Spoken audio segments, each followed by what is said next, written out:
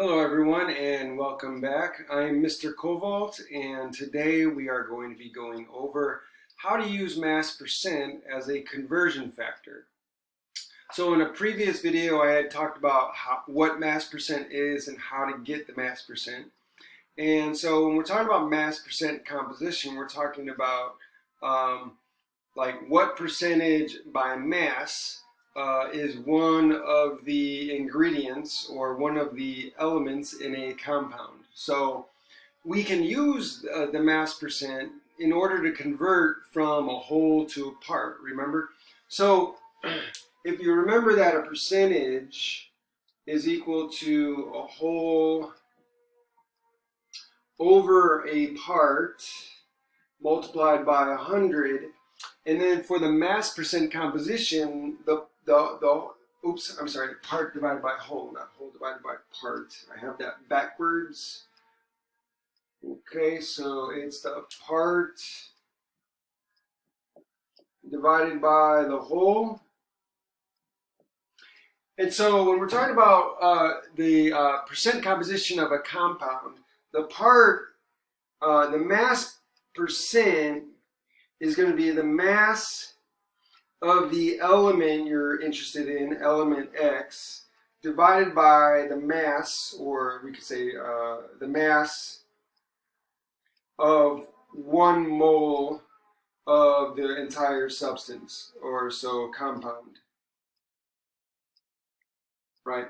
So this could be the molar mass, right? So if we're assuming 1 mole of the substance, then we would figure out what the molar mass of that substance is, and then we would figure out like how much of the element we have in that compound, and find out what the mass of of that substance in 1 mole, or in that element in 1 mole of the substance.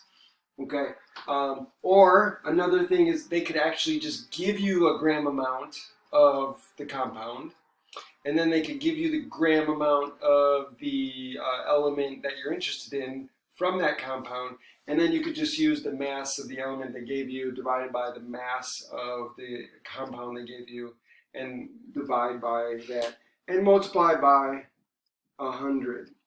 So in the last video I showed you, you would assume 1 mole of the entire substance, and then you would figure out the molar masses of 1 part divided by the entire molar mass of the compound itself. So we can use the conversion, we can use the percentage as a conversion factor by merely assuming 100 grams of the substance you have.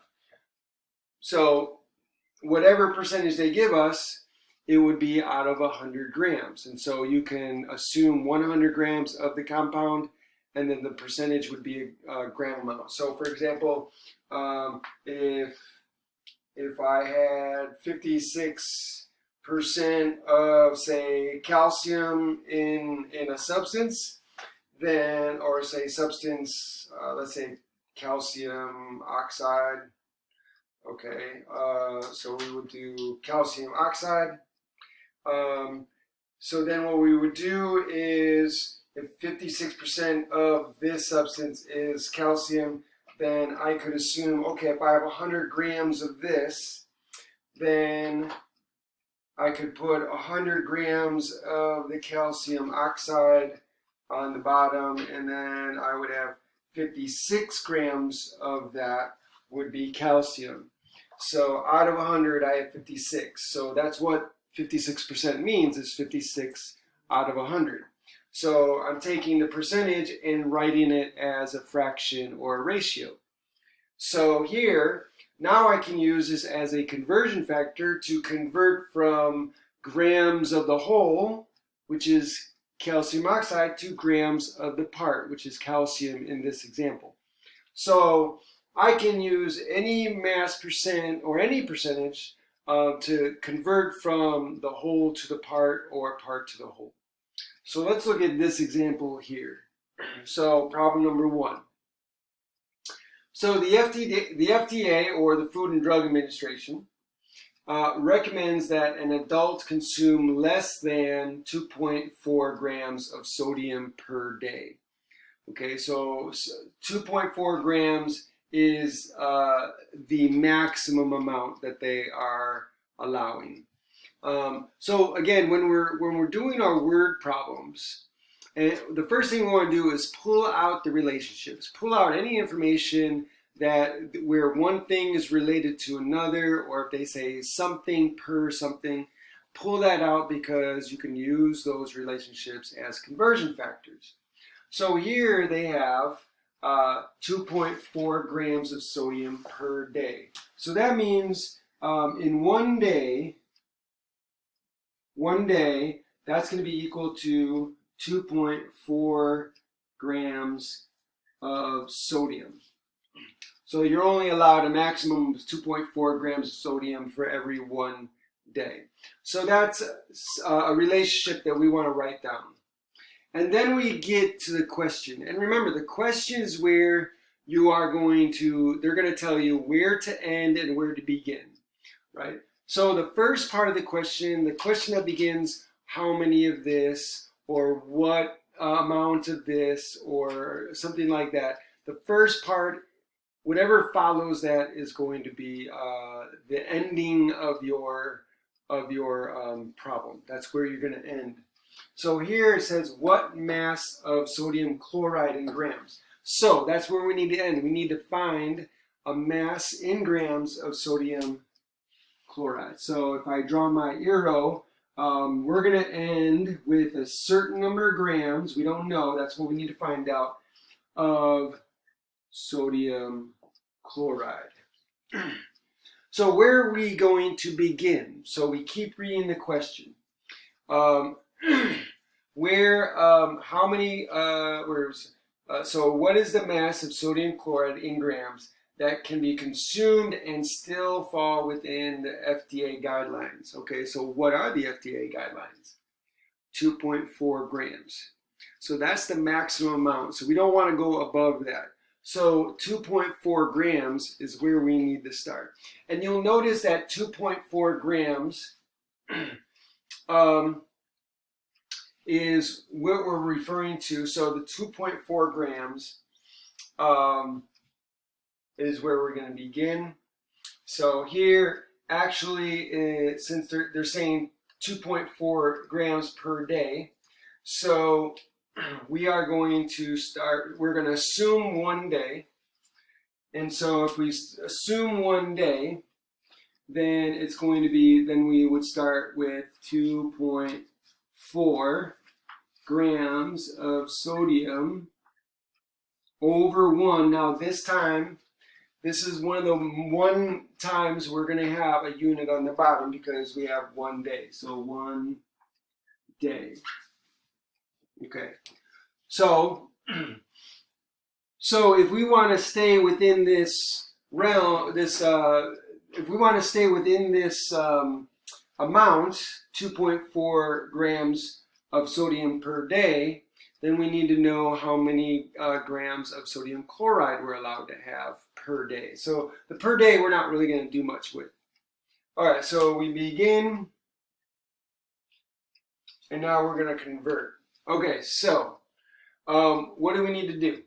So we need to go, so we're going to start with 2.4 grams, and of course this is going to be per day.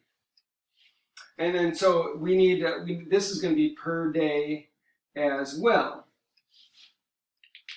But since this is both per day, we're not going to do anything with the per day. So the per day is going to stay the same. Okay, so they want to know what mass of sodium chloride. So we need to go from grams of sodium to grams of sodium chloride. So we have grams of sodium on the bottom. We need to put grams, or we have grams of sodium on the top. We need to put grams on the bottom. So this is where the percent sodium by mass is going to come in, because they gave us 39% sodium by mass. That's out of sodium chloride. So that's telling us that So the mass of sodium over the mass of sodium chloride is multiplied by 100 is equal to 39%. So we can assume that out of 100. So that's like saying if I have 100 grams of sodium chloride, then 39 of those grams will be sodium.